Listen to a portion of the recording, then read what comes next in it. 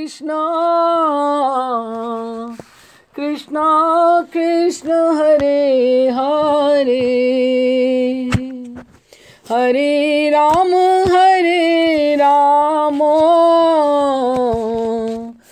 राम राम हरे हरे हरे कृष्ण कृष्ण कृष्ण हरे हरे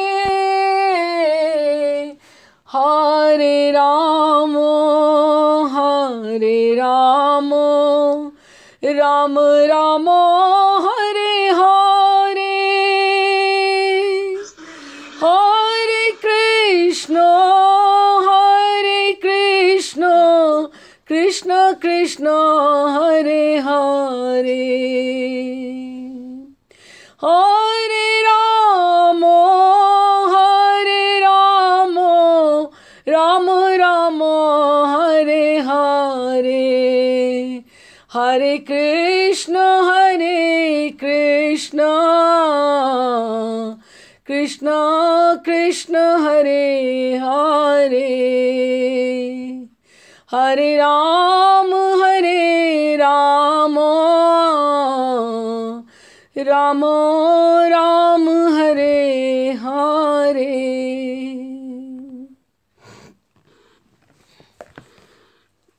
आरती दे मैं ना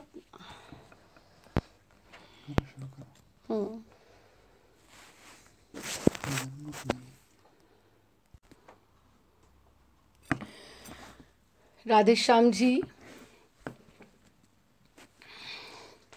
श्री कृष्ण चैतन्य प्रभु नित्यानंद श्री अद्वैत गदाधर शिवासादि गौर भक्तवृंद रूप सनातन भट्ट रघुनाथ श्री जीव गोपाल भट्ट दास रघुनाथ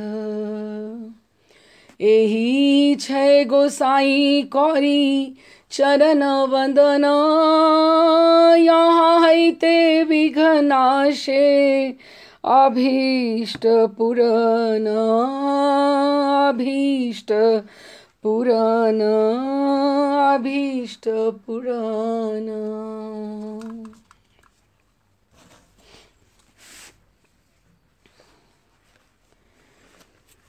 हम जो वृंदावन के एक खास समय के 4 बाबा के बारे में बात कर रहे हैं।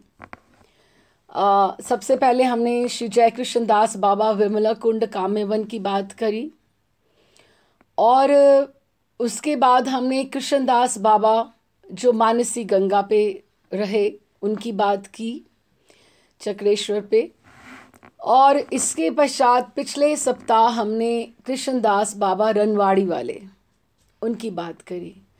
अब ये चौथे जो हुए हैं ये मधुसूदन दास बाबा हैं और इनका भी वही समय रहा क्योंकि इन्होंने भी उनसे मार्गदर्शन लिया इन सब बाबा से। इन सबसे छोटे मधुसूदन दास बाबा हैं उम्र में।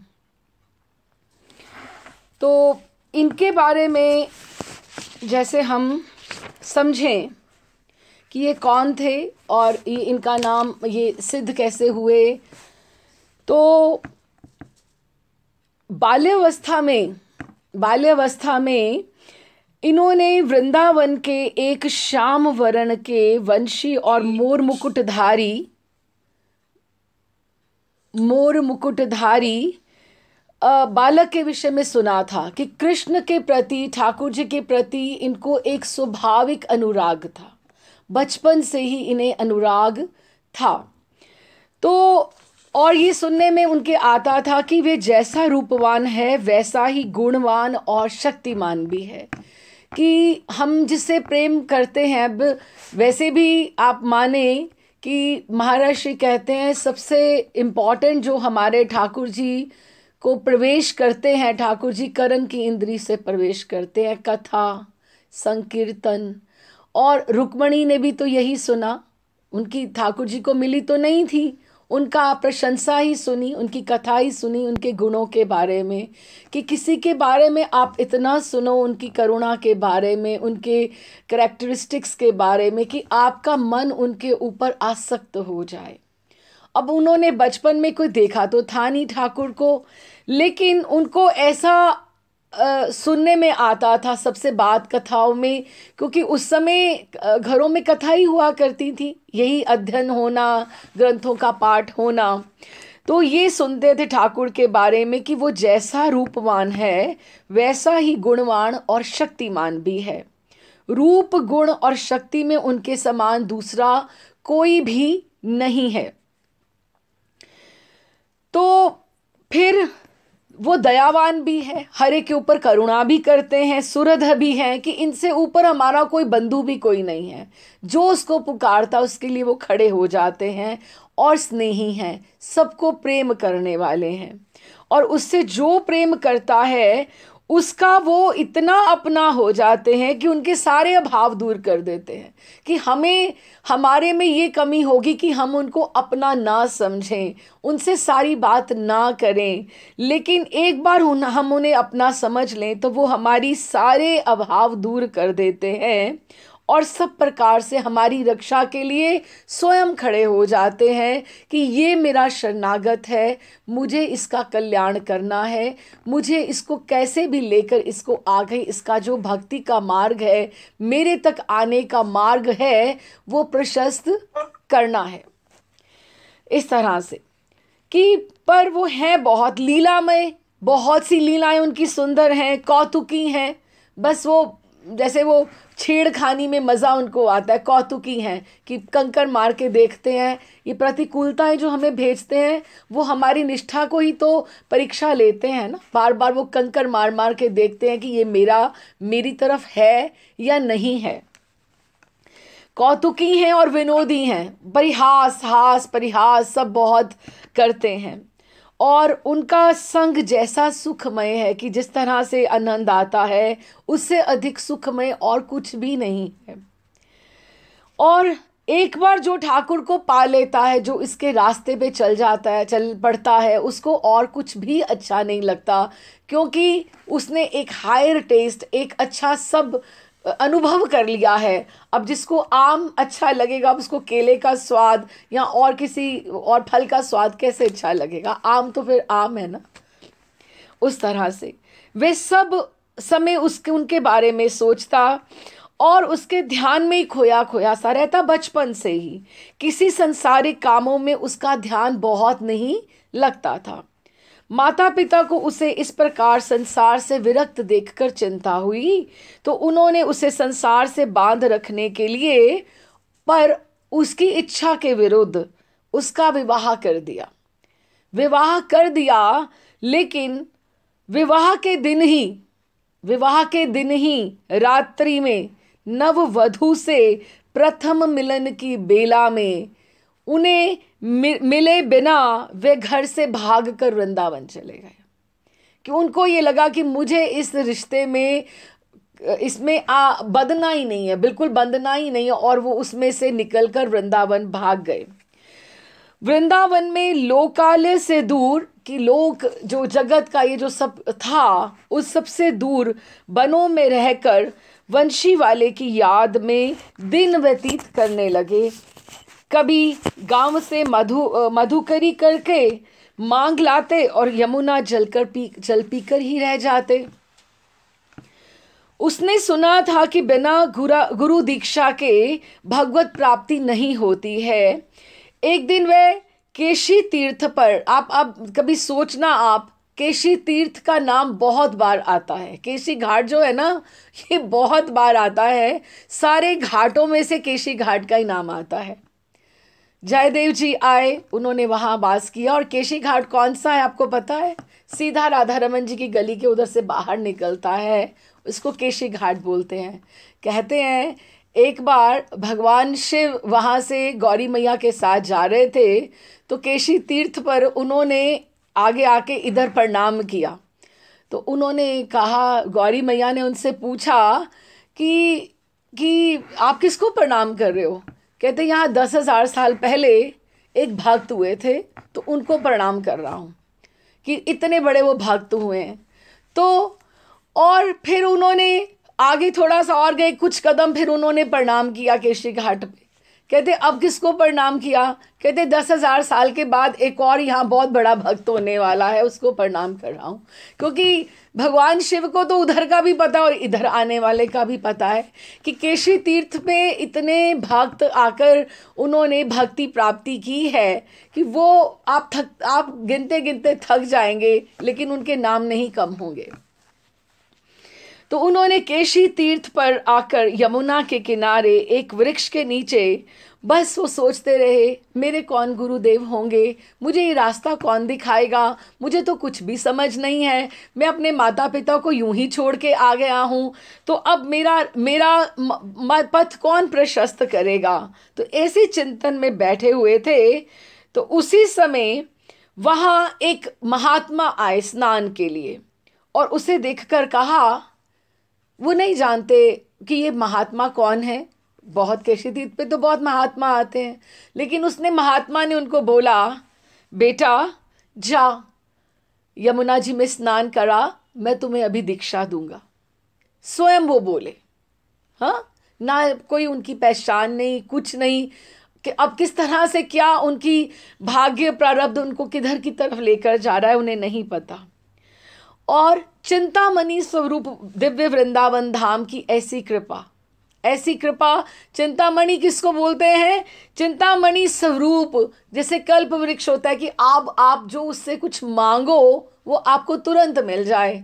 और वृंदावन धाम ऐसा ही है कि वृंदावन धाम से आपने कुछ मांगा नहीं तो उन्होंने चिंतामणि के रूप में आपको वो पकड़ाया नहीं है।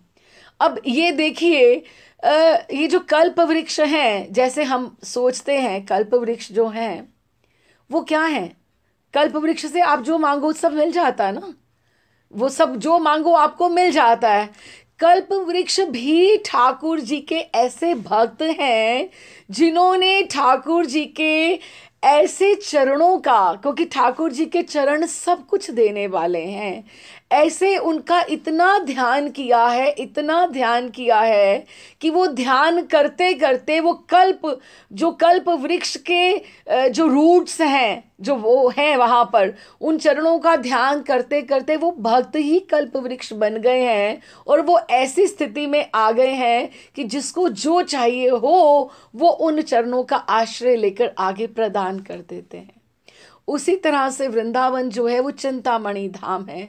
आप अपने मन में जरा सी अभिलाषा को लेकर आइए, धाम तुरंत पूर्ण करता है कि इसको ये चाहिए, इसके भजन में इस बात से बाधा आ रही है, मुझे इस बात का निवारण करना है।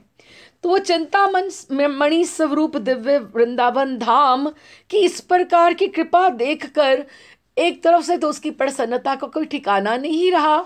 कि कोई ऐसे सोच सकता था कि मुझे ऐसे गुरुदेव मिल जाएंगे, मैं तो यहाँ वृंदावन में किसी को नहीं जानता हूँ।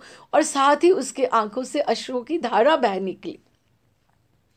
तुरंत वो भाग के स्नान करके आया, महात्मा को प्रणत हुआ और उन्होंने उसे मंत्र दीक्षा दी। और जैसे ही मंत्र दीक्षा दी, उस दशाक्षर मंत्र का उसका इतना प्रभाव था कि जैसे ही उसने मंत्र दीक्षा ली और जैसे ही वो गुरुदेव के चरणों में प्रणत हुआ, वो अविष्ट होकर मूर्छित हो गया। कि उसका संस्कार कितना उद्धृत था, कितना जागृत था, कि कुछ साधना पिछले जन्म में कुछ छूटी होगी कि वो उसे जैसे ही मंत्र प्राप्ति हुई कि उसको एकदम से मूर्छना आ गई। और जैसे ही उसने एकदम से कुछ क्षणों के पश्चात जैसे ही उसने प्रकृतिस्थ हुआ, तब तक महात्मा वो अंतर ध्यान हो चुके थे। अब उसको कुछ पता नहीं है कि मेरे गुरुदेव का क्या नाम है। हो सकता है मधुसूदन नाम उन्होंने ही दिया हो, दीक्षा के समय दिया हो, कुछ यू नेवर नो। लेकिन उनको कोई नहीं पता मेरा ये संप्रदाय कौन सा है, क्या है, किस तरह से है। और वो एकदम से ऐसे उनको, लेकिन मंत्र उनको याद था, स्मरण था, उन्होंने मंत्र का जप प्रारंभ कर दिया। लेकिन जो एक इंटरेक्शन होती गुरुदेव के साथ कि गुरु निर्देश करे, गुरु आगे बताए मुझे क्या करना है, किस तरह से भजन को अपनी प्रगति करनी है, वो उस तरह से संबंध नहीं हो पाया उनसे। अच्छा, तो अभी उन्होंने क्या किया, भ्रमण करते करते कि उनका नाम पता ठिकाना वो कुछ नहीं जान पाया, तो वो अपना बस मंत्र जप करते रहे। भ्रमण करते करते वो एक बार मानसी गंगा के निकट स्थित श्री कृष्णदास बाबा के पास पहुंचे। हम फिर वहीं आ गए, क्योंकि कृष्णदास बाबा उनसे उम्र में बड़े हैं, तो उन्होंने उनके पास पहुंचे कि इस समय ये सिद्ध बाबा हैं, तो मुझे इनसे मार्ग निर्देशन लेना चाहिए कि मैं क्या करूं। उनके शरणापन्न होके, चरणों में प्रणत होकर उन्होंने कहा, मैं अति मूर्ख हूं, मैं भजन के संबंध में कुछ भी नहीं जानता हूं, आप मुझे कृपया भजन की रीति उपदेश करने की कृपा करें।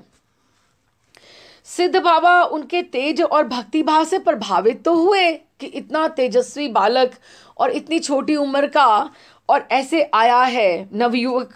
प्रभावित होकर उनका परिचय पूछा, तो उन्होंने अपने घर त्याग से लेकर दीक्षा तक सारी घटनाओं का वर्णन किया। तब सिद्ध बाबा ने कहा, देखो हमारा राग मार्ग का भजन संबंध अनूठा है। अब आप इस बात को समझना, राग मार्ग है हमारा। राग, राग किसको बोलते हैं? राग प्रेम को बोलते हैं। आप जब हम राग गाते हैं, कोई राग गाते हैं प्रेम से, आप चाहे आप उसको सारी रात एक ही राग को अलापते रहो, कहते हैं ना अब ये अपना राग अलापना बंद करो, means too much of anything. तो प्रेम जो होता है ना, वो एक पूरे फ्लो में बात होती है। तो वो राग मार्ग, और वो राग मार्ग कौन सा है? प्रिया जी का राग ठाकुर जी के प्रति, और उसका प्रिया जी का अनुगत्य जो रागा अनुगा भक्ति है, वो हमारा गौड़ीय पद्धति है, जो हमें रूप गोस्वामी पाद ने, सबसे बड़ी रूप मंजरी ने हमें बताया है।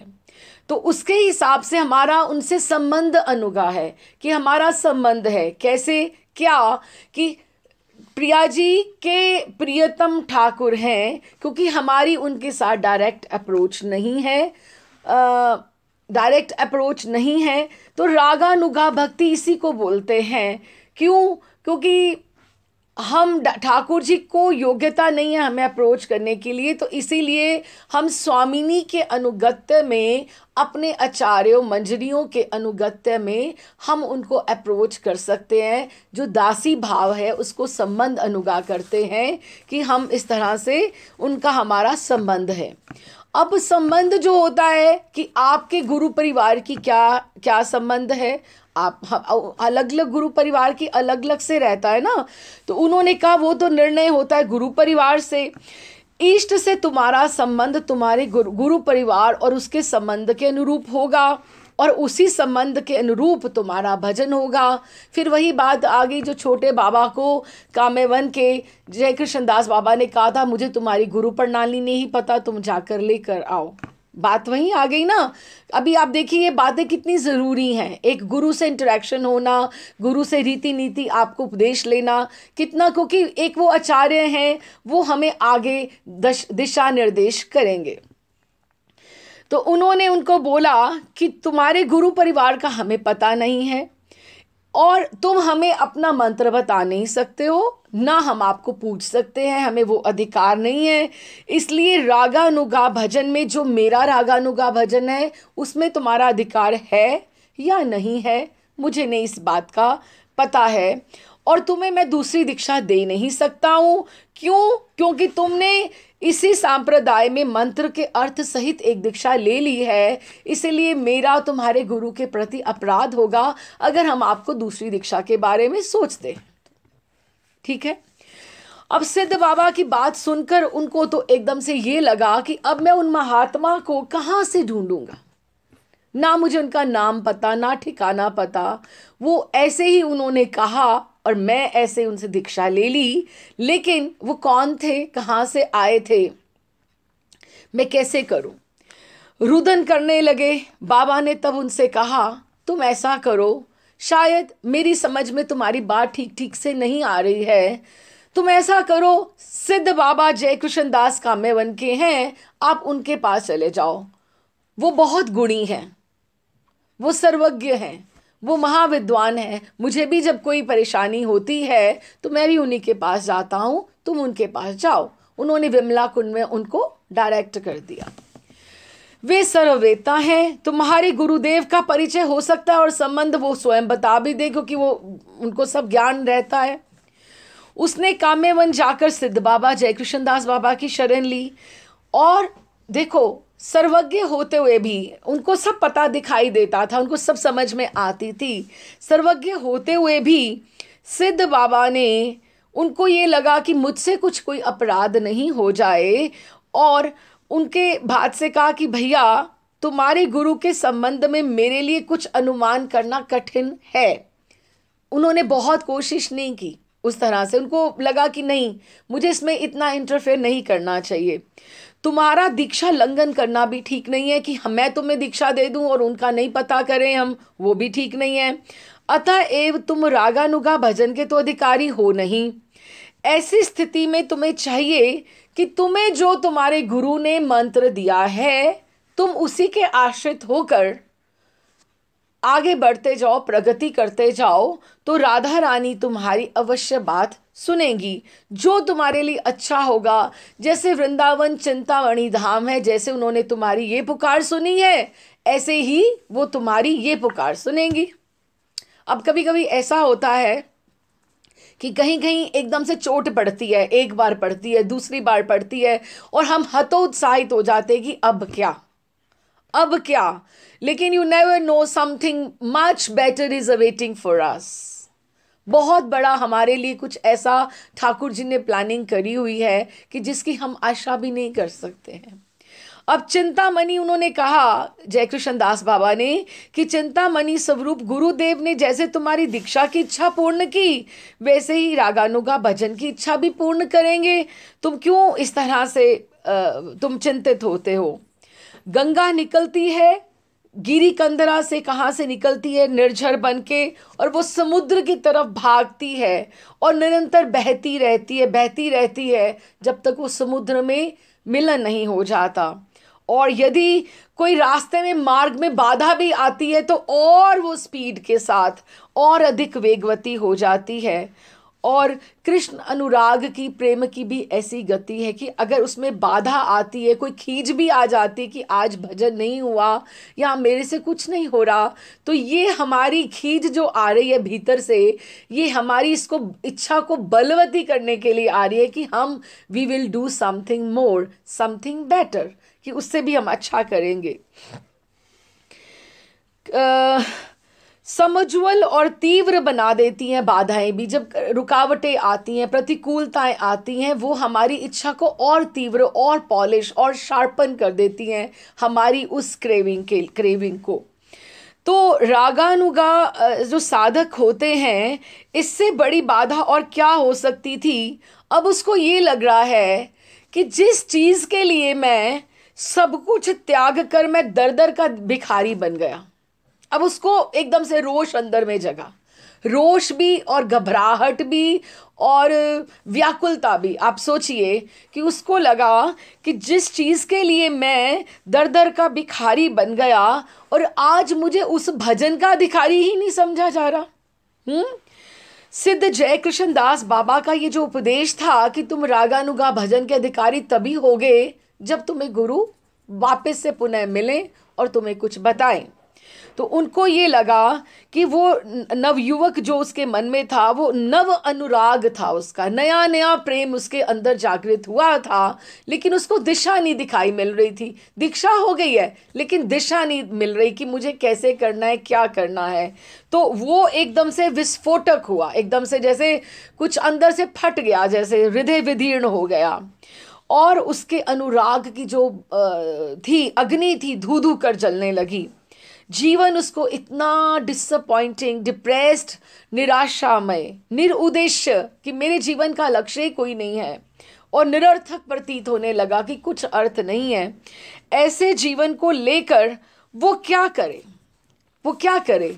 तो अब उसने क्या सोचा, आधी रात्रि के समय राधा कुंड पे वो गया और उसके तीर पर उसके निस्तब्ध वातावरण में, रात्रि में एकदम से निस्तब्ध वातावरण में राधा कुंड पे तीर पर उसने एक भारी गिरिराज की शिला ली और शिला को चारों ओर से लपेटा और उसमें साथ एक मोटी रस्सी बांधी और उसने सोचा कि मैं अपने गले में ये बांध कर मैं राधा कुंड में गिरकर प्राण दे दूंगा तो राधा रानी मुझे अपना लेंगी।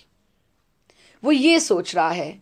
उसके मुख कमल पर एक छाई है ऐसे दुख और विषाद की गहरी कालिमा कि वो इतना परेशान है कि उसको कोई सहारा देने वाला नहीं है, कोई भी नहीं है वृंदावन में। उसको यूं लग रहा है कि जिसके लिए मैंने अपनी जीवन दाव पे लगा लिया वो भी मेरा नहीं है, जिसके लिए मैं सब कुछ बिल्कुल आया। तो एकदम से अश्रुओं का अजस्र प्रवाह नेत्रों से उसके बह रहा है और भाव और मुद्रा उसकी ऐसी थी कि उसने बस सोच रखा था कि मैं बस राधा कुंड में अभी गहरे जल में कूदकर अपना मैं प्राण दे दूंगा, विसर्जन कर दूंगा।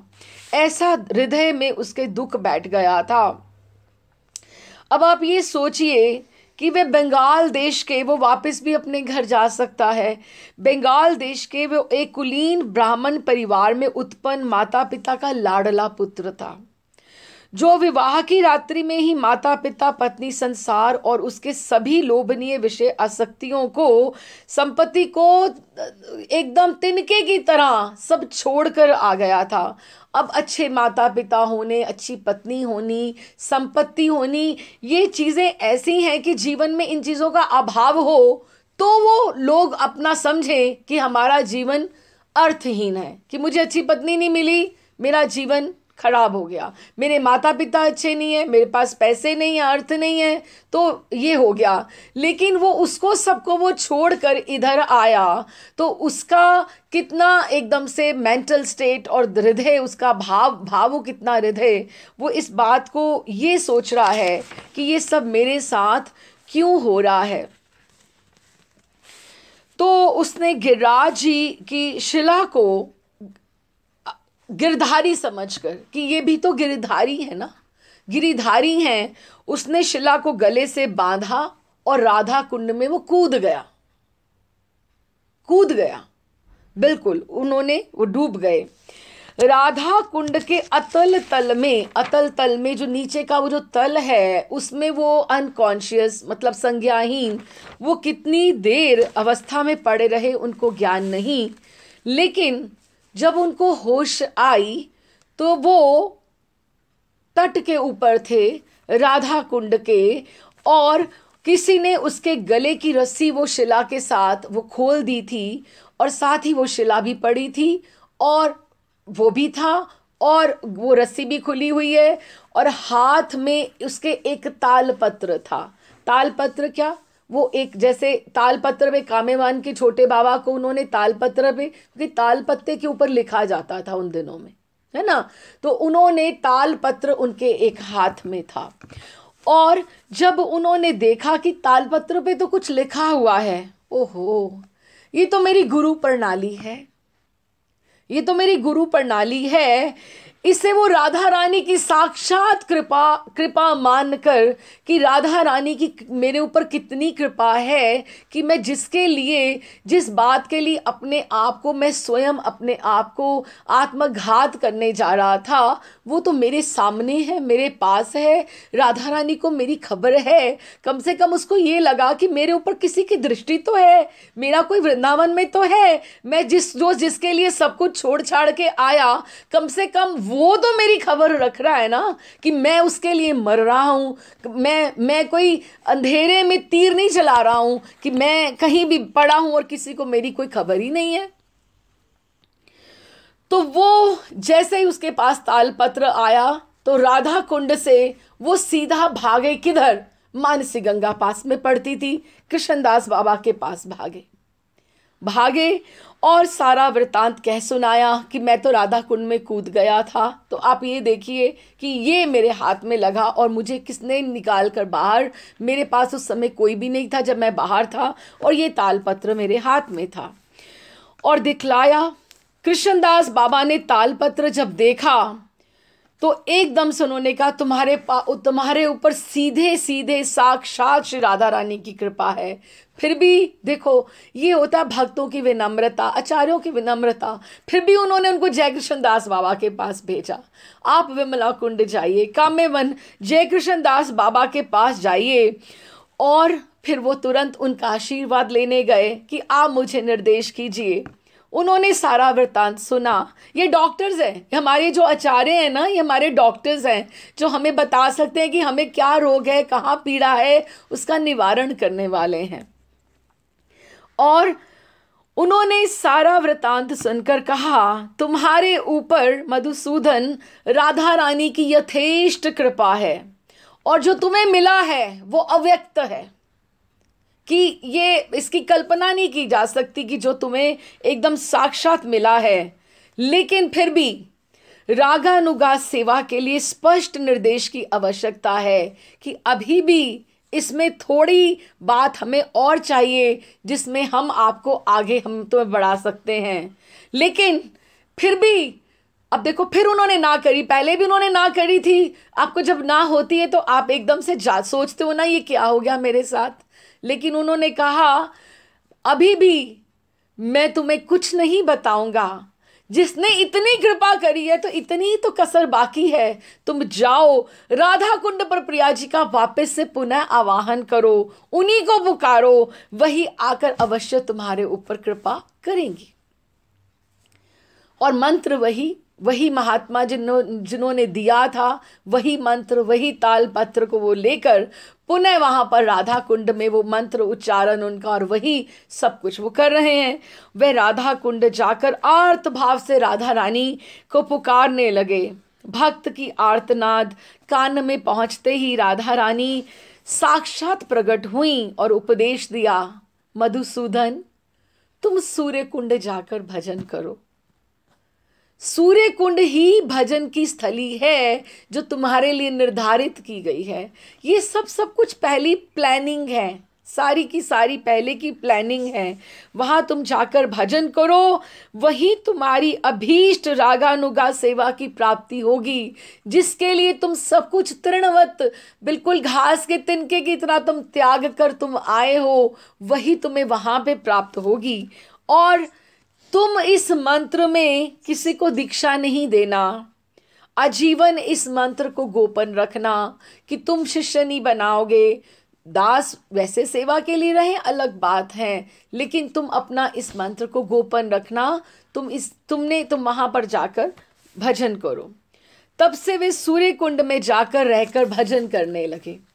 अब सूर्य कुंड की अगर हम स्थली के बारे में बात करें तो बहुत अब की बार ठाकुर जी की बहुत कृपा रही। ये प्रेरणा भी मुझे इसीलिए हुई कि इस बार की जब धाम की यात्रा रही तो ये रनवाड़ी स्थान, उमराई और सूर्य कुंड, और अब की बार बहुत से स्थानों के दर्शन हुए, बहुत से सुंदर स्थानों के दर्शन हुए। 84 कोस की परिक्रमा तो बहुत साल पहले की थी शिष्य भूति कृष्ण महाराज जी के आश्रय में, लेकिन इतने सुंदर अब की बार स्थलियों के दर्शन हुए और ये रिलेट कर पाई मैं। और यही मेरा मन था कि जो देखा है उसको शेयर किया जाए और उसको एकदम से सब में बांटा जाए। एक तरह का ये उन स्थलियों का प्रसाद है, ये जो उनकी यादें हैं, स्मृतियां हैं और वहाँ की।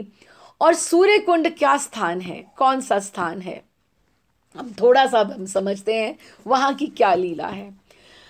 जब हम अष्टयाम की लीला की बात करते हैं, अष्टयाम जो अष्टप्रहर की लीला, 4 घंटा सुबह 4 घंटा संध्या में रात्रि के अष्टयाम की लीला, जो आचार्य लोग भक्त लोग वो बैठते हैं उसमें अष्टयाम की लीला में मानसी सेवा चिंतन किया जाता है। तो उसमें 9 से 12 सुबह के समय सुबह 9 बजे से 12 बजे तक सूर्य कुंड की लीला का समय रहता है। तो उसका मानसिक चिंतन किया जाता है। उसमें क्या है कि सूर्य पूजन लीला में प्रिया जी सब तैयार करके थोड़ा सा बाल भोग लेकर इधर से ठाकुर जी गैया चराने के लिए निकल आते हैं और उधर से प्रिया जी सखियों के साथ सूर्य पूजा करने के लिए आ जाते हैं। अब अगर तो प्रिया जी का परकिया भाव उस समय तक नहीं है तो वो जावट जो वो फिर आती हैं, बरसाने से आती हैं, कीर्ति माँ उनको प्रेरित करती हैं और मुखरा जो उनकी नानी हैं उनको वो प्रेरित करती हैं और कहती हैं कि तुम जाओ, अच्छा पति मिलेगा तुम्हें, अच्छा घर भर मिल जाएगा। तो वो राधा रानी को प्रेरित करती हैं और सखियों के साथ पूजा की थाली तैयार की जाती है और सूर्य कुंड पे सूर्य पूजन होता है।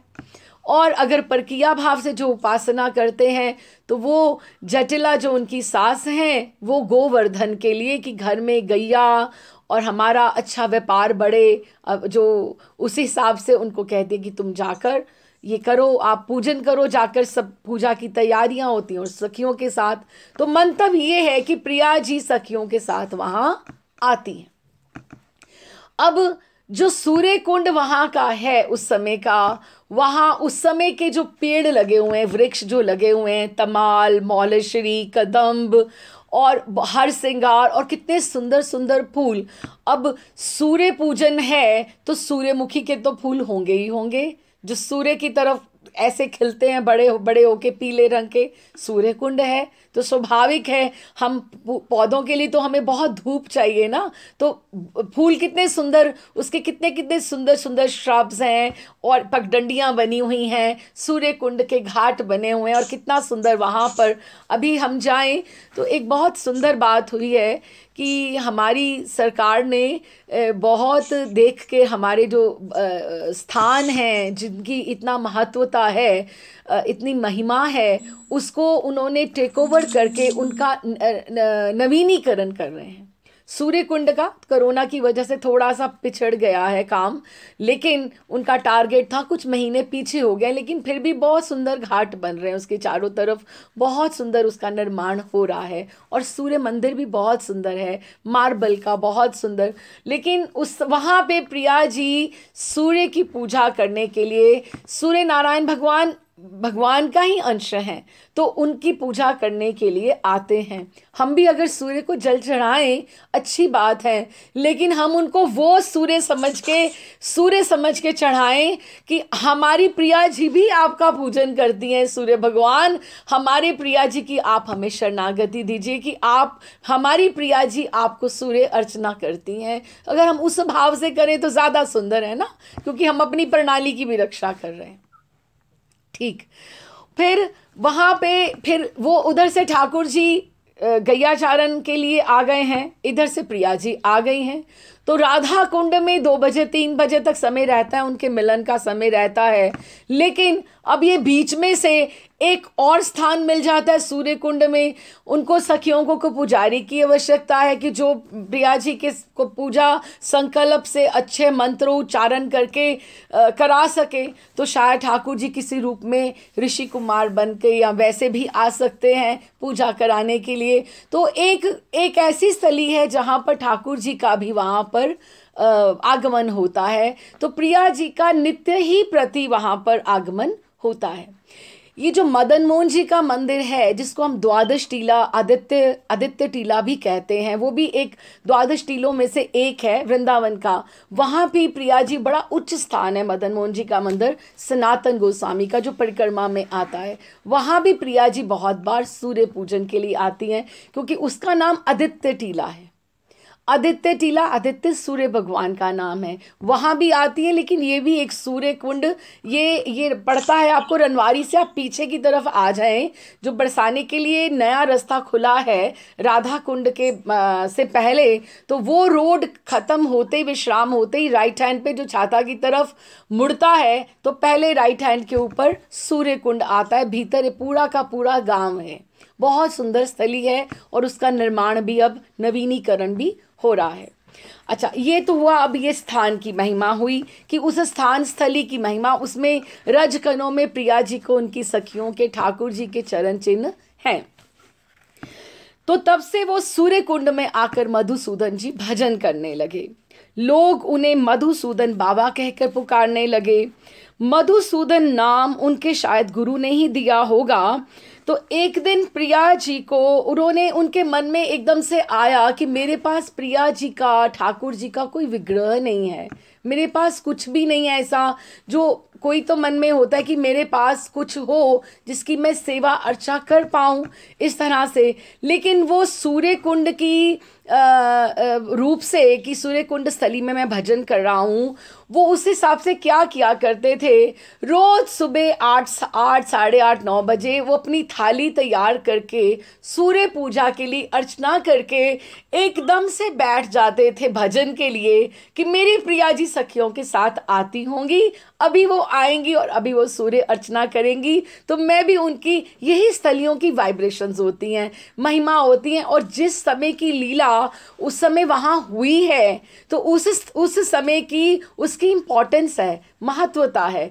तो वो वहाँ पर थाली रोज सजाकर बैठते थे कि आज मेरी प्रिया जी आएंगी, और उनका मन में हुआ था कि मेरे पास तो कोई विग्रह नहीं है, तो फिर क्या करें। उसी समय उनको प्रेरणा हुई, उनको अब जैसे एक आदेश हुआ, इंगित हुआ उनको, मधुसूदन बाबा को, कि तुम जिस घाट पर स्नान करते हो मधुसूदन, उसके निकट जब तुम कंठ तक चले जाओगे, कंठ तक जब तुम चले जाओगे, उस पर, उसके कंठ तक जल में जाने के बाद एक शिला है, उसमें एक शिला है, वो उस पर मैंने और मेरी सखियों ने, हमने स्नान करते हुए अपने आभूषणों को वहाँ पे रखा था, क्योंकि प्रिया जी के, उनकी सखियों के जो आभूषण हैं वो चिन्हमय हैं, वो चिन्हमय हैं। अब प्रिया जी के चरणों का जिस भक्त ने ध्यान किया है, जिस सखी ने इतना ध्यान किया है, वो ध्यान करते करते प्रिया जी के नूपुर ही बन गई है।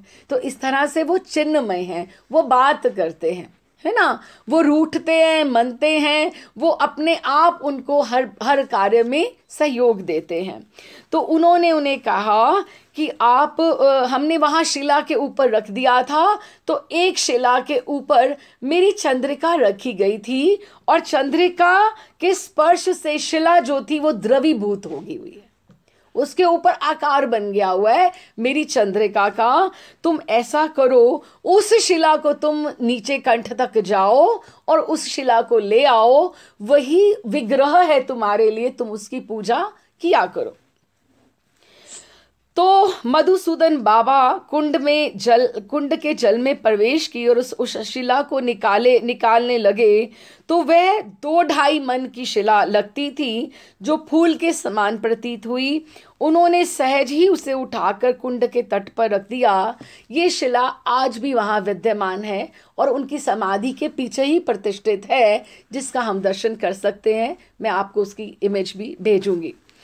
तो वो उन्होंने वहाँ पर रख दिया, आज भी लोग उसका दर्शन करते हैं। उसी घटना के बाद उस सिद्ध मधुसूदन दास बाबा कहलाने लगे। तो मधुसूदन दास बाबा, उनको जैसा उपदेश था, शिष्य कोई करना नहीं, दास हो सकते हैं। और सूर्य कुंड में तुम जाकर भजन करो, इसका मतलब वो उसी समय की लीलाओं में उनका आवेश रहता था, वहीं भजन करते थे। दिन में गांव में मधुकरी कराते थे, संध्या में एक बार जाकर, तो वहां पर उनका समय कटने लगा। रात्रि में कुंड के तीर पर बैठकर उच्च स्वर से विश्वंबर गौर चंद्र वृषभानु राधे नाम का उच्च स्वर में कीर्तन किया करते थे। गौर चंद्र गौड़िए थे, तो उस गौर चंद्र विश्वंबर गाया करते थे। प्रातः काल जब लोगों का बाहर थोड़ा चलना फिरना आरंभ हो जाता था, अभी भी बहुत, अब मानिए बहुत कम लोग वहाँ पे रहते हैं, बहुत ऐसा बसा हुआ बड़ा गांव नहीं है कि आपको कोई दुकानें मिलें या कुछ मिलें, लेकिन फिर भी आप सोचिए कि वो उस समय की बात कर रहे हैं कि जब चलना फिरना आरंभ हो जाता था, कुटिया के भीतर जाकर भजन करते। और उनकी सिद्ध अवस्था की बहुत सारी कथाएं हैं।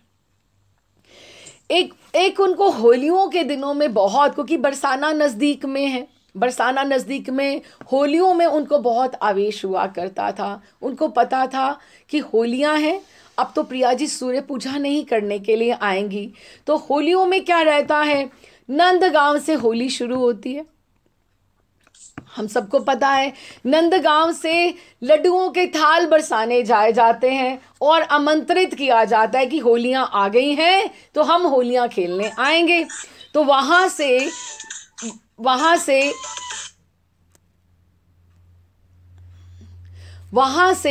नंदगांव से लड्डुओं के थाल जाते हैं बरसाने में और आमंत्रण होता है होलियों का, तो उसको लड्डू होली बोला जाता है। और उसके अगले दिन क्या होता है, लठ होली होती है। जब भी वहाँ के सब ग्वाल बाल वो सखा वो सब पहन के और ढालें और सब अपना ये बांध कर आते हैं और खूब बाहर सब रंगीली गली जो है बरसाने के नीचे, वहाँ से सब बाहर निकल कर और वहाँ पर उनको लाठियाँ लगाती हैं और उनको वो रंग लेकर आते हैं और उनको ढाल से वो अपने आप को बचाते हैं, तो वो लठ होली होती है।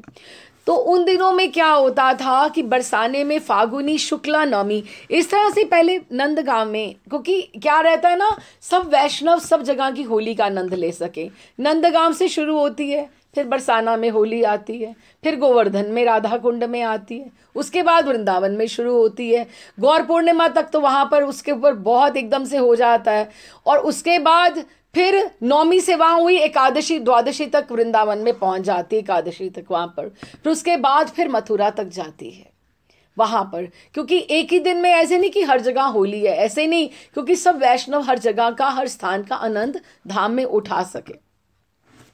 तो बरसाने में फागुनी शुक्ला नवमी के दिन होली जब खेली जाती है तो उस दिन वो सूर्य पूजा की थाली नहीं तैयार किया करते थे। उन्हें लगता था कि मेरे प्रिया जी को आकर कोई रंग, उनको ऐसा अधिकार सा लगता था कि मेरे प्रिया जी को आकर वो सब आ जाएंगे नंदगांव से, प्रिया जी मेरी अकेली पड़ जाएंगी। तो वो सफ़ेद वस्त्र धारण करते थे और भागते थे तेजी से बरसाना की तरफ कि मुझे देरी ना हो जाए, कि प्रिया जी बाहर ना निकल आए, प्रिया जी की सखियां सब साथ में होनी चाहिए, सब आने वाले हैं नंदगांव से।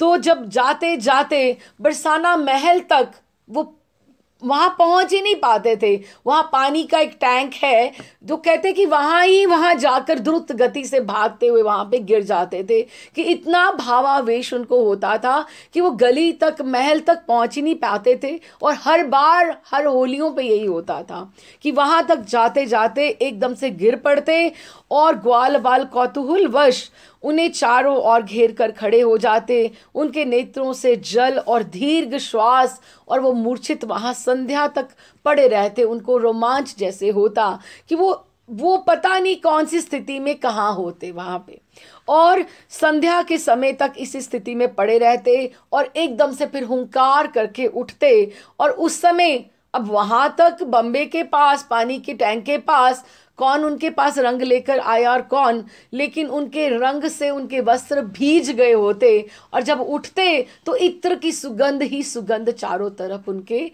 वहां पे निस्तारित हो रही होती कि सब लोग उनको देख के कि ये समाधि में, कि ये साक्षात, ये एकदम से सब लोग प्रत्यक्ष देखते थे कि आज बाबा सूर्य की पूजा के लिए नहीं थाली तैयार करेंगे, अभी होलियां शुरू हो गई हैं, इनको बरसाना जाना है। इस तरह से उनकी स्थिति होती है। एक दिन ऐसे ही किसी व्यक्ति ने उनसे कहा, अब देखो उनकी एक दिन को ब्याह हुआ था, उनका ब्याह की रात्रि में भी वहां से निकल आए थे, है ना। तो उनकी पत्नी जो थी उनकी पत्नी, उन्होंने तो उनको अपने पति के रूप में माना ही था।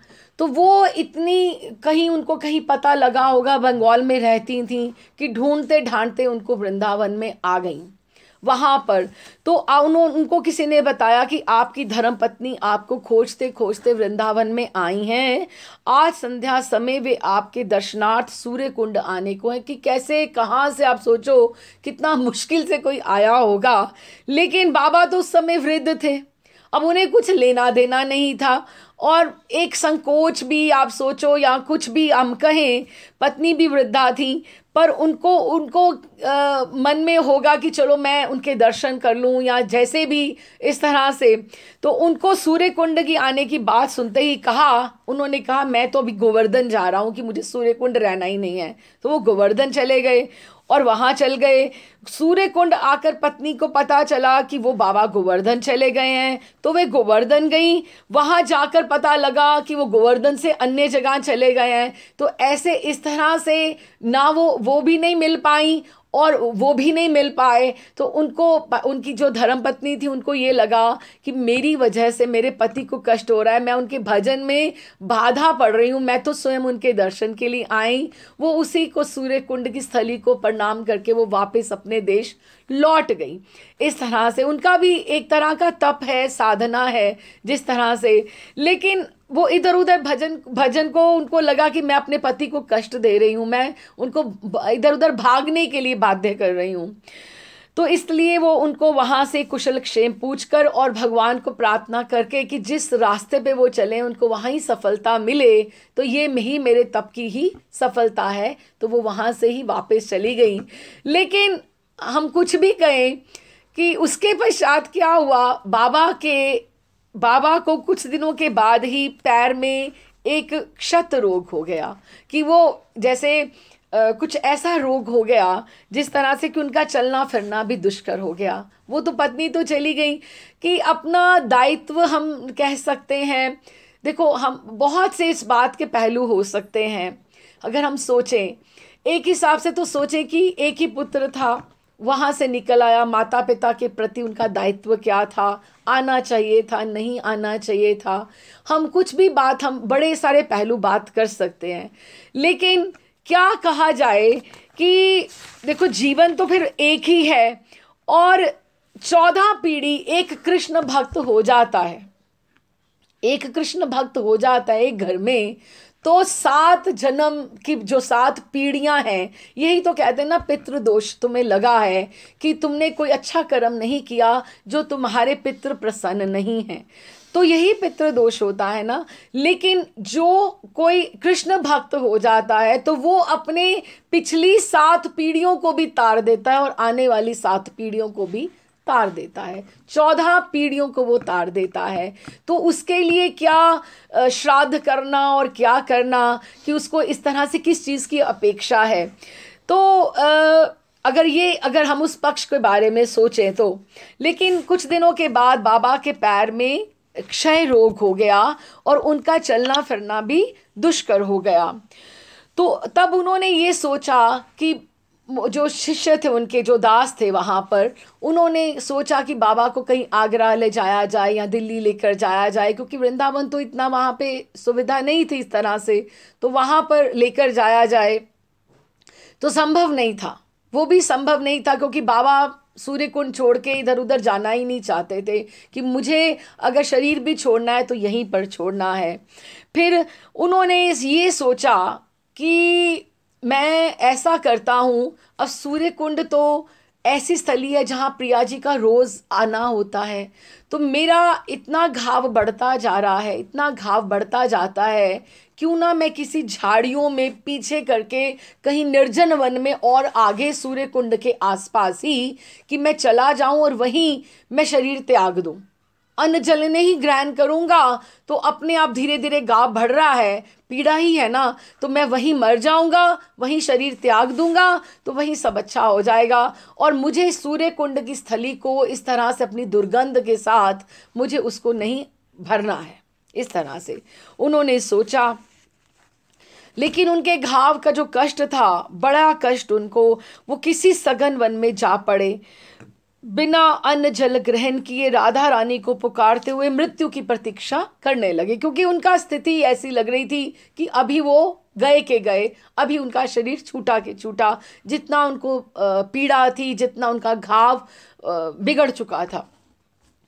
2 दिन बीते, 3 दिन बीत गए, एक बूंद जल भी पेट में नहीं गया। अब निर्जन वन में जाके पड़े हुए हैं तो कहाँ से वहाँ मधुकरी का, वो तो मरने के लिए गए हैं तो खाना थोड़ा जुटाएंगे, वहाँ जाकर मधुकरी करने थोड़ा जाएंगे। तो 3 दिन बीत गए, राधा रानी का नाम लेकर रोते रोते वे मृत प्राय हो गए। तीसरे दिन तो करुणामयी से चौथे दिन नहीं रहा गया। उन्होंने किशोरी जू स्वयं ब्रिज बालिका के रूप में रोटी और जल लेकर उसी समय सूर्य पूजा के समय, जो अपराह्न का समय होता है, उनको वही लगता था कि यही समय है। वो एक आवेश रहता था उनको कि सूर्य पूजा का समय है। वो बाबा के पास आकर बोली, अरे तू हिया इतने निर्जन वन में काहे को आकर पड़ियो है? मैं ढूंढते ढूंढते हैरान हो गई। तू कल रोटी लेने भी ना आयो, परसों ही भी नायो आयो। मैया ने तेरी ताई रोटी भेजी है, ये ले बाबा खाए ले। बालिका को तो वो बाबा बहुत दिनों से जानते थे, क्योंकि उनके घर में भिक्षा किया करते थे। वे जिस घर की थी उसको भी जानते थे। उन्होंने कहा, लाली तू अब यहाँ निर्जन वन में क्यों आए गई मेरी ताएं? और तूने कैसे जाना मैं यहाँ पड़ा हूँ? मुझे सब खबर पड़े जाए है। मुझे तो यहाँ का चप्पा चप्पा मैंने देखो है। अब तू खाए ले, बातें ना बना। मैं नहीं खाऊंगा, ले जा। मैं तो मरने ताई पड़ा हूँ, मैं खाऊंगा तो फिर जी उठूंगा, मुझे नहीं खाना। खाएंगे क्यों नहीं? मैया ने कहो है, सामने जिमाए के आयो, सामने जिमाए के आयो। बाबा बहुत हठी है, शरीर में दुख सुख तो लगे रही है। प्राण तजे ते क्या भजन पूरो हो जाएगा और तुझे गति मिल जाएगी इस तरह से? खाए ले। उसने बालिका ने प्यार से डांटा। बालिका के मधुर वचनों की तो बाबा अवहेलना ना कर सके। कहाँ तो वो मरने को वहां पड़े थे, अब ये लाली तो पीछे पड़ गई। भूख तो लगी थी, 3 दिन के भूखे प्यासे थे। बालिका का प्रेम से लाया हुआ प्रसाद सब खा गए। खाकर बोले, अब खा लियो है, अब इधर की तरफ रुख भी मत करियो, मत आइयो इधर अब कुछ लेकर। किशोरी जी उनकी ओर देखती, मृदु मृदु मंद मुस्कुराती हुई थाल लेकर चली गई। लेकिन बाबा ने उनके जाते ही अनुभव किया कि उनके शरीर की जो ज्वाला और पीड़ा हो तो सब एकदम से यंत्रणा बिल्कुल चली गई। तो पैर की पट्टी एकदम उन्होंने खोलकर देखी तो वहां तो घाव का चिन्ह ही नहीं था, घाव कुछ भी नहीं था। उन्हें कुछ संदेह हुआ। उठकर धीरे धीरे वो एकदम से, वो पहले तो सूर्य कुंड की तरफ जाने से पहले वो पहले अपने दासों को, क्योंकि उन्होंने तो आपस में उनकी लड़ाई झगड़ा हो रहा थी वो कि मैं मरने जा रहा हूँ, तुम लोग मुझे कोई ढूंढने नहीं आओगे, मुझे कोई खिलाने नहीं आओगे। और कहाँ तो वो मरने जाकर पड़े हैं और वहां आकर उनको बताएं। उनको ये लगा ये कौन सा प्रसाद था, क्या था कि जिसको खाते ही मेरा सारा घाव चला गया। तो वो एकदम से उठकर, उनका घर पता था तो वो उनको उठकर उनके बालिका के पहले घर तक गए। ब्रिज माई से पूछा, माई तेरी लाली कहाँ है? तो कहते, लाली तो ससुराल में है बाबा, अब की बार उसको 4 मास हो गए आए, अब तक नहीं आई। अब की बार देखो शायद वो राखी पर आएगी। अभी देखो यहाँ भाई उसको लिवाने जाएगा तो आएगी। 4 मास हो गए, लाली तो आई नहीं है। कब गई? तो उसने सारा बताया कि 4 मास, बोल तो रही हूँ कि 4 मास हो गए, कहाँ आई है यहाँ पर। बाबा ने उसको तो कुछ नहीं बोला, लेकिन सारा रहस्य समझ गए कि राधा रानी उनका वो रूप धर के तो वो मुझे इस तरह से सब देने आई थी। घटना के प्रकाश होने के भय से उन्होंने ब्रिजमाई को तो कुछ नहीं कहा, लेकिन उसके बाद उनकी भाव मुद्रा एकदम से विलक्षण हो गई। उनको एकदम से भाव उठने लगा कि प्रिया जी मुझे एक बार पहले नहीं मरने दिया, मुझे तो बचा लिया, तो मैं ऐसे क्यों मरूं? अब उनको ये भाव में आने लगा कि प्रिया जी नहीं चाहती कि मैं इस तरह से शरीर त्यागूं, तो मुझे नेचुरल में स्वाभाविक जब भी समय आएगा तो इस तरह से ही मुझे ऐसा कुछ प्रयास नहीं करना चाहिए कि मेरे लिए प्रिया जी को भी कष्ट होता है। उसके बाद उनके नेत्रों से गंगा यमुना धारा बहने लगी। हा राधे, हा करुणामयी कहकर वे दीर्घ निश्वास होकर रोते और गोपन रखने की चेष्टा में बार बार करने कभी घटना वो बार बार प्रकाश में आ गई।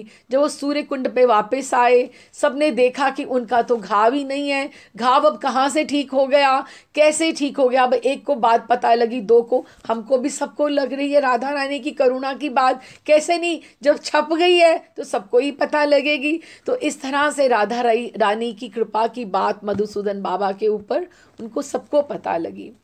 तो एक बार फिर आगे कार्तिक मास में बाबा ने श्रीमद् भागवत पाठ करने की इच्छा प्रकट की कि उनको भागवतम में बहुत रुचि थी। ब्रिजवासियों ने सहर्ष सारी व्यवस्था कर दी। तो सूर्य कुंडवासी जो जो वहाँ पर घर थे, वहाँ पर एक डोम एक नीच जाति रहती है। डोम का बच्चा नित्य पाठ सुनने आया करता था, और उसको देखकर ब्रिजवासी नाना प्रकार की आलोचना करते थे कि वो आगे आकर बैठता है। और एक दिन तो वो आकर, एक दिन के बाद उसने 2-3 दिन के बाद जब वो आया, नित्य ही कार्तिक मास में आता था, वो आकर बाबा की गोदी में आकर बैठ जाता था और बैठकर उसमें कथा सुना करता था एकदम से। तो आप वो देखकर आलोचना करते थे कि ठीक है बच्चा है, लेकिन ऐसे बाबा की गोद में तो नहीं बैठना चाहिए, डोम का बच्चा है। लेकिन बाबा उनको ऐसे कहते थे कि कोई बात नहीं, बच्चा है, कुछ नहीं कहना उसको, उनकी गोद में सुनते थे। तो रास पंचाध्यायी की बात चल रही थी। तो जब भी वो बीच में सब पाठ हो रहा था, तो उसने बाबा को, रास पंचाध्यायी की जब बात हो रही थी, तो उसने उनको बाबा को ऐसे चिबुक पकड़ के बोला, बाबा, श्री कृष्ण ने रास के पश्चात विश्राम कहाँ किया? सेवा कुंज में किया या सकेत वन में किया? रास के बाद जब सब नृत्य हो गया, रास का नृत्य हो गया, और उस तरह से, और जिस तरह से यमुना जी में विहार हो गया, जल केली हो गई। क्योंकि देखिए, आप राधा कुंड में भी दोपहर का समय गिना जाता है, वृंदावन रात्रि रास का समय गिना जाता है, और राधा कुंड में दोपहर का समय गिना जाता है। और वो उस समय दोपहर का समय था, रात्रि का समय नहीं था, लेकिन पाठ दोपहर के समय, वही सूर्य पूजा के समय वो वहाँ पर चल रहा था, जिसके पश्चात उनका वहाँ पर जाना था राधा कुंड। सूर्य पूजा के बाद राधा कुंड में जाने का था। तो उन्होंने, डोम के बच्चे ने पूछा कि रास के पश्चात विश्राम कहाँ किया, सेवा कुंज में या संकेत वन में?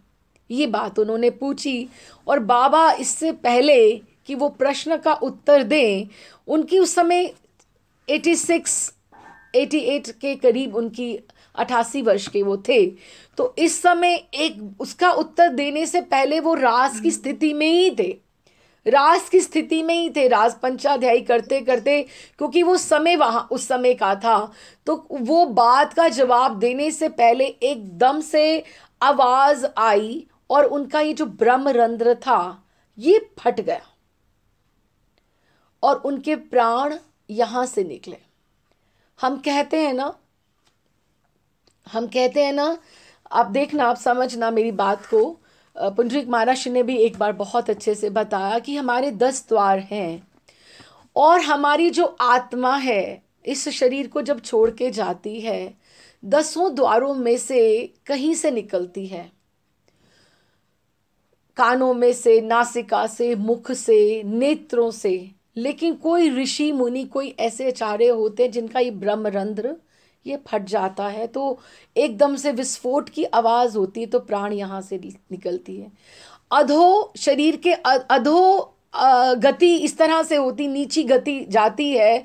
अगर हमारी जो प्राण वायु जो है वो अगर शरीर के इंद्रियों में से निकले, ये भी बहुत फर्क पड़ता है। किसी का मुख में से निकलता है लास्ट जो श्वास होता है, किसी का आंखों से निकलता है, इस तरह से। लेकिन ये जो ब्रह्मरंध्र का फटना और ये जाना, एकदम से प्राण एकदम से निकल गए वहाँ से, तो उसी समय उनके पूर्व बम फटने जैसा शब्द हुआ, उनका प्राण ब्रह्मरंध्र भेद कर निकल गया, जैसे योगियों का निकलता है, इस तरह से। और उसी स्थान पर उनकी समाधि आज भी विद्यमान है। आप वहाँ पर देखिए, एक तो सूर्य नारायण भगवान का मंदिर है, वहाँ पर सूर्य कुंड तो है ही है वहाँ पर। अब नवीनीकरण होगा, पता लगेगा कि कितना सुंदर बनता है। लेकिन मेरे ख्याल से वहाँ पे हरसिंगार के पौधे भी लगने चाहिए, तमाल, मौलश्री, कदम्ब और सूर्यमुखी के पौधे तो ज़रूर लगने चाहिए। और बहुत सुंदर पगडंडियाँ बननी चाहिए, जहाँ से हम सोचें कि प्रिया जी अपनी सखियों के साथ सूर्य पूजा के लिए आया करती होंगी। सुंदर घाट भी बनने चाहिए वहाँ पर, है ना। लेकिन ये मंदिर के एकदम सामने, जहाँ पर उनकी समाधि का स्थान है, और जहाँ पे वो जो शिला है, वो जो जिसके ऊपर चंद्रिका का निशान है, वो अंकित है, उनकी पूजा होती है। और वहाँ पर सूर्य कुंड में जगन्नाथ बाबा ने भी बहुत दिन वहाँ पे भी रहे हैं। जगन्नाथ बाबा जिनका सोनार गौरांग मंदिर हमने दर्शन किया, तो वहाँ भी रहा। उनके द्वारा एक बार निताई गौर की भी वहाँ पे प्रतिष्ठा हुई थी। फिर उन्होंने निताई गौर किसी को दे दिए थे, फिर वापस पुनः वहाँ पे निताई गौर की स्थापना है। बड़ा सुंदर भाव से सेवा होती है। और वहाँ पर बाबा के उस स्मरण में नित्य भागवत का पाठ मानो चलता ही रहता है। भागवत पाठ की स्थली, वो जो मंडप बना हुआ है वहाँ पर भागवत पाठ वहाँ पर चलता ही रहता है। अभी कुछ ही दिन पहले आप 1851 में गोपाल दास बाबा एक हुए। उन्होंने आकर भी वहाँ पर सूर्य स्थली के ऊपर आकर उन्होंने भी भजन किया। उन्होंने भी सूर्य स्थली के ऊपर, गोपाल दास बाबा थे, वो भी मणिपुर के थे, वो मणिपुर के थे। उन्होंने भी आकर वहाँ पर भजन किया। और वहाँ के जो उनकी दासों में से वहाँ पे थे मधुसूदन दास के बाबा के वहाँ पर जो थे, उनके साथ उनकी बहुत बनती थी। और उनको भी यही था कि मुझे भी यहाँ भागवत का पाठ किया करना है। जैसे मुझे वो 40 वर्ष वो वहाँ पर रहे, सूर्य कुंड में वहाँ पर रहे। सूर्य कुंड में उन्होंने 1971 में, उन्होंने 100 से ऊपर उनकी आयु हो गई थी 1971 में, 1971 में। अभी बहुत साल नहीं हुए, 50 वर्ष ही हुए हैं। तो उन्होंने अभी शरीर त्यागा है, लेकिन वो रोज भागवत का पाठ वो स्वयं किया करते थे। मधुसूदन दास बाबा की उस स्मृति में एकदम से रोज करना उन्होंने 50 वर्ष वहाँ पे सूर्य कुंड में। वैसे ही वो थाली सजाना, कि वो उनके शिष्य नहीं थे गोपाल दास बाबा, लेकिन उनकी ही बात को वो फॉलो करते थे कि जिस तरह से उन्होंने किया, सूर्य की थाली बनाकर, पूजा के लिए थाली बनाकर बैठना, उस समय वो भाव करना, फिर वैसे ही अर्चा करनी, और शाम को संध्या को भागवत का पाठ करना या सुबह को भागवत का पाठ करना। तो उन्होंने भी इस तरह से लिया। लेकिन 90 वर्ष की आयु में, ये अभी आप मानो ये अभी अभी की बात है, 1960-70 के करीब की इन्होंने लिखा हुआ है ग्रंथ में जैसे। तो पाठ करते करते 90 वर्ष की आयु तक उनको आंखों से दिखना बंद हो गया, कि उनको दिखाई नहीं देता था ठीक से। तो उन्होंने, उनका 90 वर्ष की आयु होगी, उनकी दृष्टि शक्ति जाती रही, पाठ करना बंद हो गया। तो उनको बहुत दुख हुआ कि मुझे भी ऐसे ही था, कि मैं भी बाबा की तरह, इस तरह से मैं योगियों की तरह शरीर छोड़ूं, कि मैं 90 वर्ष से मेरी ऊपर की आयु हो गई है, तो अब अगर मैं ये पाठ ही नहीं कर पा रहा हूँ तो किस तरह से मेरी स्थिति होगी। तो उन्होंने एकदम से उनको भी, प्रिया जी का उनको भी दर्शन हुआ। ये 1971 की बात है वहाँ पे। तो उन्होंने बाबा के प्रांत क्या कहा कि उन्हें एक सर्वांग सुंदर बालिका के दर्शन हुए, कि सिद्ध स्थलियाँ जो होती हैं कि आप उनका आश्रय लेकर बैठो। उनका मैं कैरेक्टर क्यों पढ़ रही हूँ बीच में इस तरह से, क्योंकि एक तो वही स्थिति से रिलेटेड है, और उनका भी इस तरह से ही है। आप समझोगे कि सेम बात हुई उनके साथ भी। सर्वांग सुंदर बालिका के उनको दर्शन हुए, जिसकी अलौकिक छटा दिशाओं को अलौकित करती हुई उसके दिव्याति दिव्य स्वरूप का परिचय दे रही थी। उसने बाबा के प्रति स्नेह से दृष्टिपात करते हुए अमृतमयी वाणी में पूछा, बाबा चिंता में क्यों बैठे हो है? बाबा ने कहा, लाली मेरी दृष्टि जाती रही है, भागवत पाठ अब नहीं कर पा रहा हूँ, इसलिए मुझे जीवन भारी लग रहा है। ऐसे जीवन का क्या लाभ जिसमें भागवत पाठ और ठाकुर तथा संत महात्माओं के दर्शन भी ना मुझे हो पाए। बालिका ने बाबा को सांत्वना देते हुए कहा, चिंता मती करे तो क्या करियो, आज ये जो तुमने ये तो तुम भजन के लिए जो तुम पहन के बैठते हो ना, जिसके ऊपर राधे श्याम राधा रानी का नाम लिखा हुआ है, हाँ, तो ऐसा करियो, अपनी आंखन से ये राधे श्याम नाम अंकित वाला जो तुम्हारा उपरान है, तुम अपनी आंखों में बांध करके सो जाइयो, तो देखियो क्या होता है। ऐसे उसने, लाली ने बोला, कल सुबह तुम्हारी आंखन में ज्योति अवश्य आ जाएगी। अब लाली इतने प्यार से सब बोल रही थी, तो वो जो राधे श्याम की वो जो मिलते हैं ना वो ओढ़ने के लिए, तो वो उन्होंने अपने वे सुनते ही बाबा की वो जो तंद्रा भंग हो गई, तो उन्होंने उसके निर्देशानुसार रात्रि में वो जब सोए तो उसकी बात को वाकई की वो तो बड़ी दिव्य बालिका थी, तो बांधने में क्या हर्ज है। राधे श्याम नामांकित कपड़े से नेत्र बांध कर वो सो गए।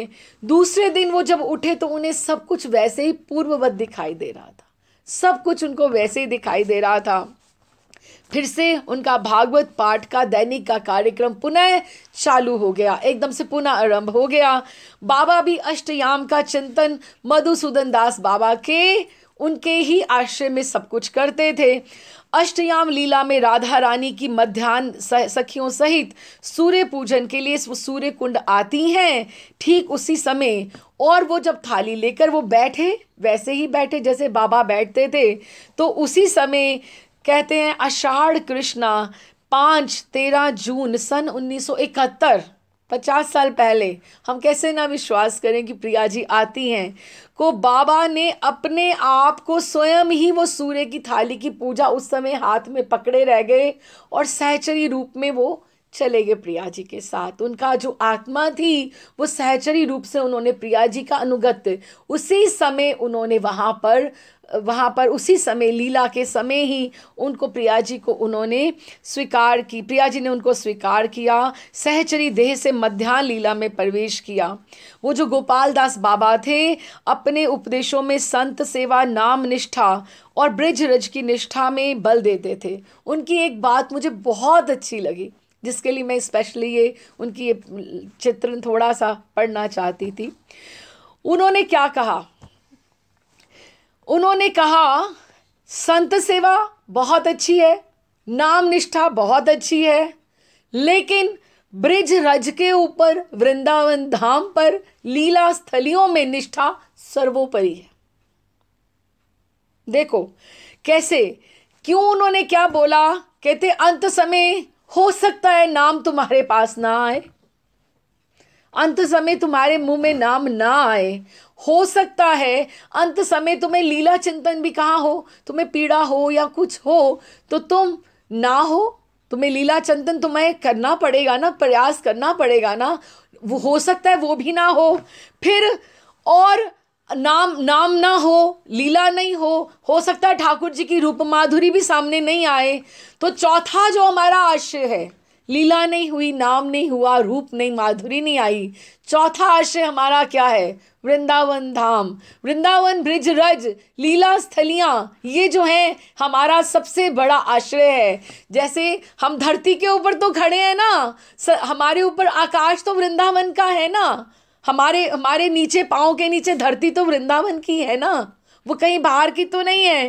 अंत समय नाम भी छूट सकता है, लीला चिंतन भी छूट सकती है और रूप माधुरी भी छूट सकती है, पर श्रद्धा पूर्वक तुमने अगर लीला स्थलियों का, तुमने वृंदावन धाम का आश्रय लिया है तो तुम ब्रिज रज में ही शरीर छोड़ोगे। तो ब्रिज रज में पड़े साधक को ब्रिज रज कभी भी नहीं छोड़ती, उसको अपने साथ अंगीकार करती है, स्वीकार करती है।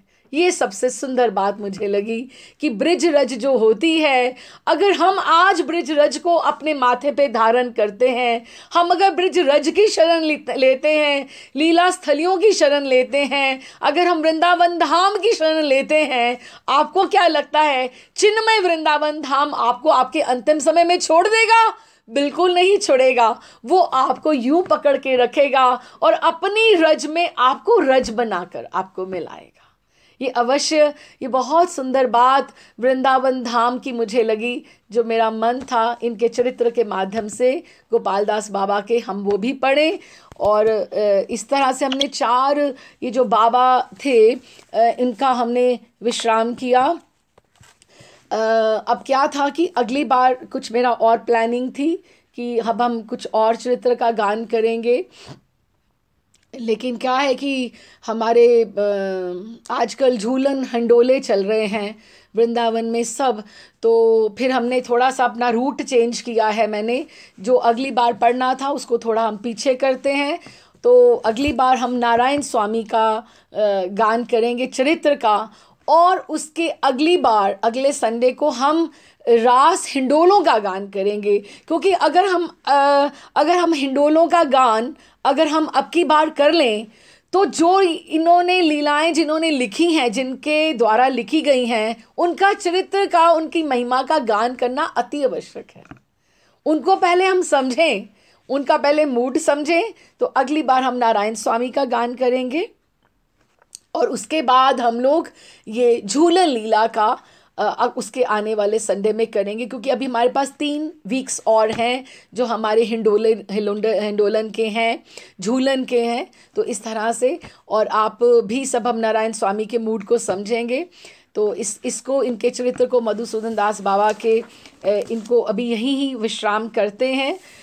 बोल मधुसूदन दास बाबा जी की जय, बोल सूर्य कुंड स्थली की जय, और गोपाल दास बाबा की जय, वृंदावन धाम ब्रिज रज की जय, ब्रिज रज रानी की जय जय जय। Absolutely beautiful, Manjari. Really nice. Thank you so much. Yeah. Hare Krishna. Hare Krishna. It's so beautiful. बहुत सुंदर। तो ब्रिज की महिमा का गायन बहुत सुंदरता से आपने किया, बहुत हृदय स्पर्शी। हाँ जी, बहुत हृदय स्पर्शी।